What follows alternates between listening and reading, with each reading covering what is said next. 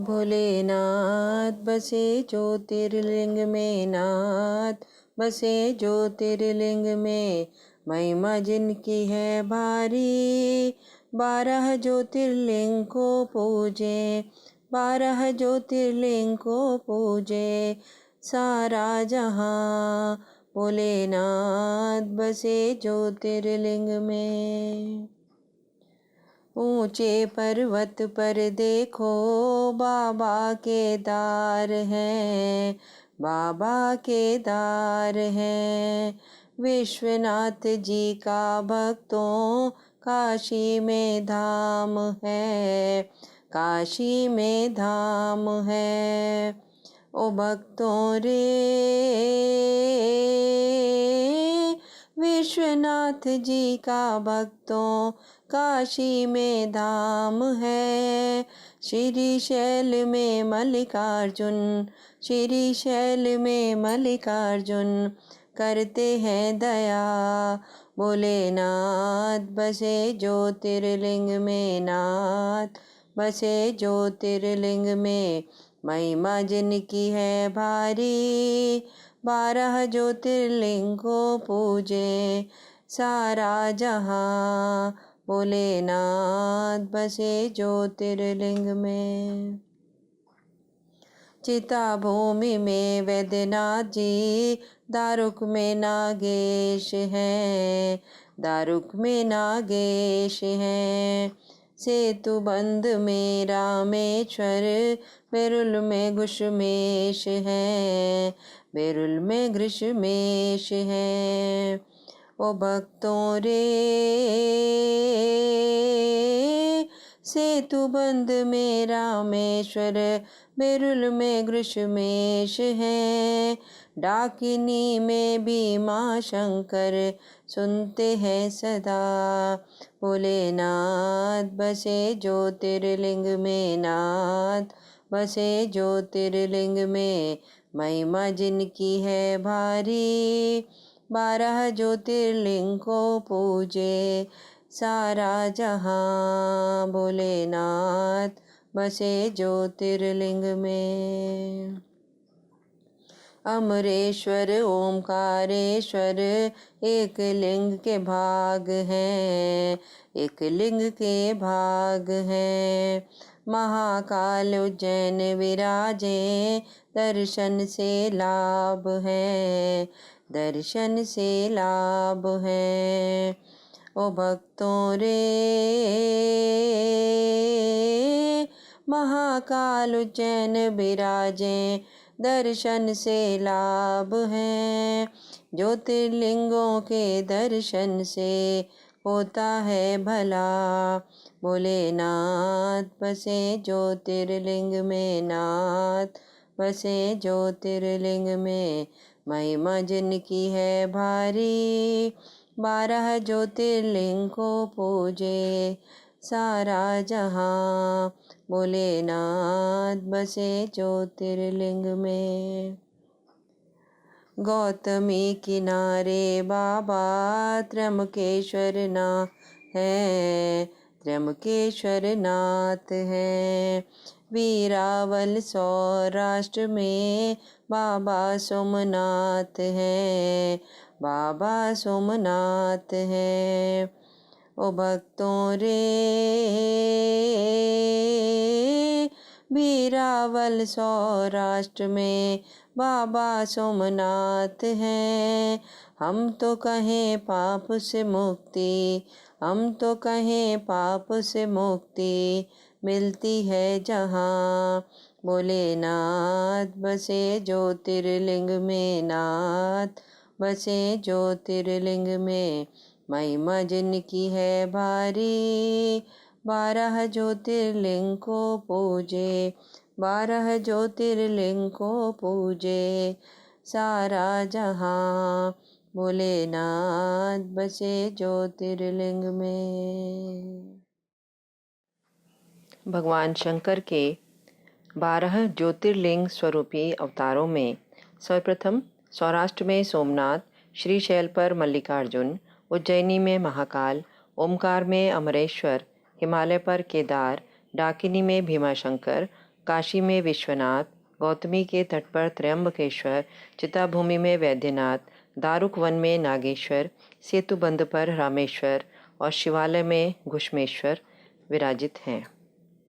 इन ज्योतिर्लिंगों में सबसे पहले सोमनाथ का नाम आता है, अतः उन्हीं के महात्म्य को सावधान होकर के सुनते हैं।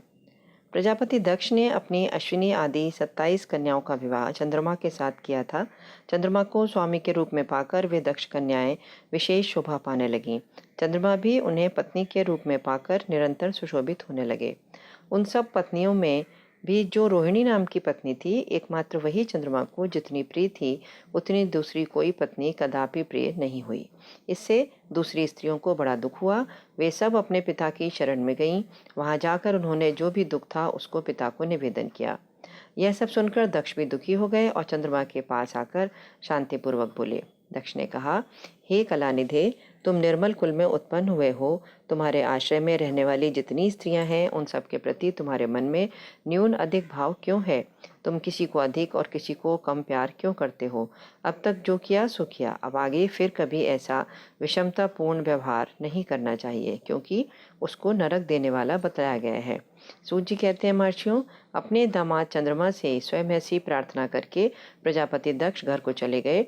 उन्हें पूर्ण निश्चय हो गया था कि अब फिर आगे ऐसा नहीं होगा, पर चंद्रमा ने प्रबल भावी से विवश होकर उनकी बात नहीं मानी। वे रोहिणी में इतने आसक्त हो गए कि दूसरी किसी पत्नी का कभी आदर नहीं करते थे। इस बात को सुनकर दक्ष दुखी हो गए। फिर स्वयं आकर चंद्रमा को उत्तम नीति से समझाने और न्यायोचित वर्ताव के लिए प्रार्थना करने लगे। दक्ष ने कहा, हे चंद्रमा, सुनो, मैं पहले अनेक बार तुमसे प्रार्थना कर चुका हूँ, फिर भी तुमने मेरी बात नहीं मानी। इसलिए आज शाप देता हूँ कि तुम्हें क्षय का रोग हो जाए। दक्ष के इतना कहते ही क्षण भर में चंद्रमा क्षय रोग से ग्रस्त हो गए। उनके क्षीण होते ही उस समय सभी और महान हाहाकार मच गया। सभी देवता और ऋषि कहने लगे, अब क्या करना चाहिए? चंद्रमा कैसे ठीक होगा? इस प्रकार दुख में पड़कर वे सभी लोग बेबल हो गए। चंद्रमा ने इंद्र आदि सभी देवताओं और ऋषियों को अपनी अवस्था सूचित करी। तब इंद्र आदि देवता और वशिष्ठ आदि ऋषि ब्रह्मा जी की शरण में गए। उनकी बात सुनकर ब्रह्मा जी ने कहा, देवताओं, जो हुआ सो हुआ, अब यह निश्चय ही पलट नहीं सकता, अतः उसके निवारण के लिए मैं तुमको एक उत्तम उपाय बताता हूँ, आदरपूर्वक सुनो। चंद्रमा देवताओं के साथ प्रभास नामक शुभ क्षेत्र में जाएं और वहां मृत्युंजय मंत्र का विधि पूर्वक अनुष्ठान करते हुए भगवान शिव की आराधना करें। अपने सामने शिवलिंग की स्थापना करके वहां चंद्रदेव नित्य तपस्या करें। इससे प्रसन्न होकर शिव उनको क्षय रहित कर देंगे। तब देवताओं तथा ऋषियों के कहने से ब्रह्मा जी की आज्ञा के अनुसार चंद्रमा ने वहां 6 महीने तक निरंतर तपस्या करी। मृत्युंजय मंत्र से भगवान वृषभ ध्वज का पूजन किया। 10 करोड़ मंत्र का जप और मृत्युंजय का ध्यान करते हुए चंद्रमा वहां स्थिर चित्त होकर लगातार खड़े रहे। उनको तपस्या करते देख भक्तवत्सल भगवान शंकर प्रसन्न हो उनके सामने प्रकट हो गए और अपने भक्त चंद्रमा से बोले। शंकर जी ने कहा, चंद्रदेव, तुम्हारा कल्याण हो, तुम्हारे मन में जो अभीष्ट हो वह वर मांगो, मैं प्रसन्न हूँ, तुमको संपूर्ण उत्तम वर प्रदान करूंगा। चंद्रमा ने कहा, हे देवेश्वर, यदि आप प्रसन्न हैं तो मेरे लिए क्या असाध्य हो सकता है। फिर भी प्रभु शंकर, आप मेरे शरीर के इस क्षय रोग का निवारण करिए। मुझसे जो अपराध बन गया हो उसको क्षमा करिए। शिव जी ने कहा, चंद्रदेव, एक पक्ष में प्रतिदिन तुम्हारी कला क्षीण हो और दूसरे पक्ष में फिर वह निरंतर बढ़ती रहे। तदनंतर चंद्रमा ने भक्ति भाव से भगवान शंकर की स्तुति करी। इससे पहले निराकार होते हुए भी वे भगवान शिव फिर साकार हो गए। देवताओं पर प्रसन्न हो उस क्षेत्र के महात्म को बढ़ाने और चंद्रमा के यश का विस्तार करने के लिए भगवान शंकर उन्हीं के नाम पर वहाँ सोमेश्वर कहलाए और सोमनाथ के नाम से तीनों लोकों में विख्यात हुए। इस तरह सोमेश्वर लिंग का प्रादुर्भाव हुआ। जो मनुष्य सोमनाथ के प्रादुर्भाव की इस कथा को सुनता अथवा दूसरों को सुनाता है वह संपूर्ण अभिष्ट को पाता और सभी पापों से मुक्त हो जाता है। अब आप दूसरा ज्योतिर्लिंग मल्लिकार्जुन के प्रादुर्भाव का प्रसंग सुनिए, जिसे सुनकर बुद्धिमान पुरुष सभी पापों से मुक्त हो जाते हैं। जब महाबली तारक शत्रु शिवापुत्र कुमार कार्तिकेय सारी पृथ्वी की परिक्रमा करके फिर कैलाश पर्वत पर आए और गणेश के विवाह आदि की बात सुनकर क्रौंच पर्वत पर चले गए, पार्वती और शिव जी के वहां जाकर अनुरोध करने पर भी नहीं लौटे और वहां से भी 12 कोस दूर चले गए, तब शिव और पार्वती ज्योतिर्मय स्वरूप धारण करके वहां प्रतिष्ठित हो गए। वे दोनों पुत्र स्नेह से आतुर हो पर्व के दिन अपने पुत्र कुमार को देखने के लिए उनके पास जाया करते हैं।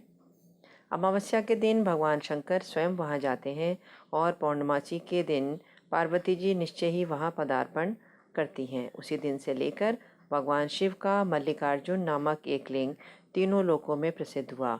उसमें पार्वती और शिव दोनों की ज्योतियां प्रतिष्ठित हैं। मल्लिका का अर्थ पार्वती है और अर्जुन शब्द शिव का वाचक है। इस लिंग का जो दर्शन करता है यह समस्त पापों से मुक्त हो जाता है और संपूर्ण अभीष्ट को प्राप्त कर लेता है। इस प्रकार मल्लिकार्जुन नामक द्वितीय ज्योतिर्लिंग का वर्णन किया गया, जो दर्शन मात्र से लोगों के लिए सब प्रकार का सुख देने वाला बताया गया है। अब आप तीसरे ज्योतिर्लिंग महाकाल की कथा का वर्णन सुनिए। अवंती नाम से प्रसिद्ध एक रमणीय नगरी है जो समस्त देहधारियों को मोक्ष प्रदान करने वाली है। यह भगवान शिव को बहुत ही प्रिय, परम पुण्यमयी और लोक पावनी है। उसी पुरी में एक श्रेष्ठ ब्राह्मण रहते थे जो शुभ कर्म परायण, वेदों के स्वाध्याय में संलग्न और वैदिक कर्मों के अनुष्ठान में सदा तत्पर रहने वाले थे। वे घर में अग्नि की स्थापना करके प्रतिदिन अग्निहोत्र करते और शिव की पूजा में सदा तत्पर रहते थे। वे ब्राह्मण देवता प्रतिदिन पार्थिव शिवलिंग बनाकर उसकी पूजा किया करते थे।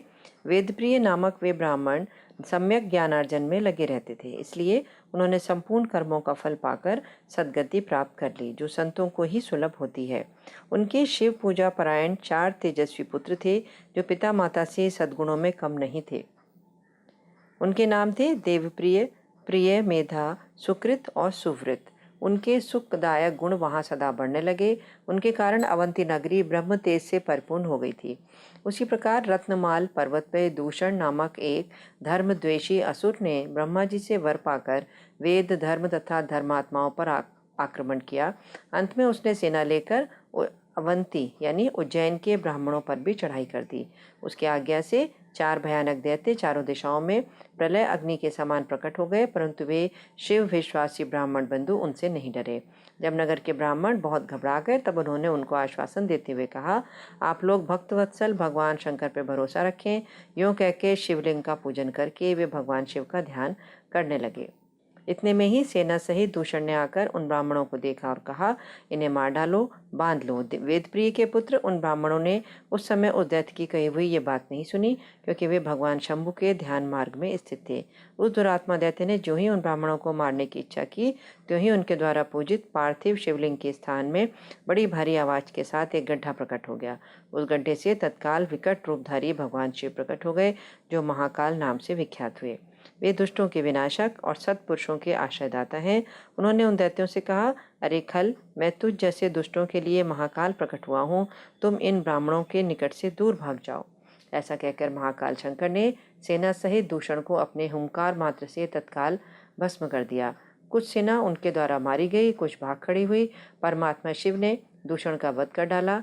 जैसे सूर्य को देखकर संपूर्ण अंधकार नष्ट हो जाता है, उसी प्रकार भगवान शिव को देखकर उनकी सारी सेना अदृश्य हो गई। देवताओं की दुंदुभियां बज उठी और आकाश से फूलों की वर्षा होने लगी। उन ब्राह्मणों को आश्वासन दे सुप्रसन्न हुए स्वयं महाकाल महेश्वर शिव ने उनसे कहा, तुम लोग वर मांगो। उनकी ये बात सुन के वे सभी ब्राह्मण हाथ जोड़कर भक्ति भाव से भली भांति प्रणाम करके नतमस्तक होकर बोले। द्विजों ने कहा, महाकाल, हे महादेव, दुष्टों को दंड देने वाले प्रभु शंभु, आप हमें संसार सागर से मोक्ष प्रदान करें। शिव, आप जन साधारण की रक्षा के लिए सदा यहीं रहें। प्रभु, हे शंभु, अपना दर्शन करने वाले मनुष्यों का आप सदा ही उद्धार करें। महर्षियों, उनके ऐसा कहने पर उन्हें सद्गति दिए भगवान शिव अपने भक्तों की रक्षा के लिए उस परम सुंदर गड्ढे में स्थित हो गए।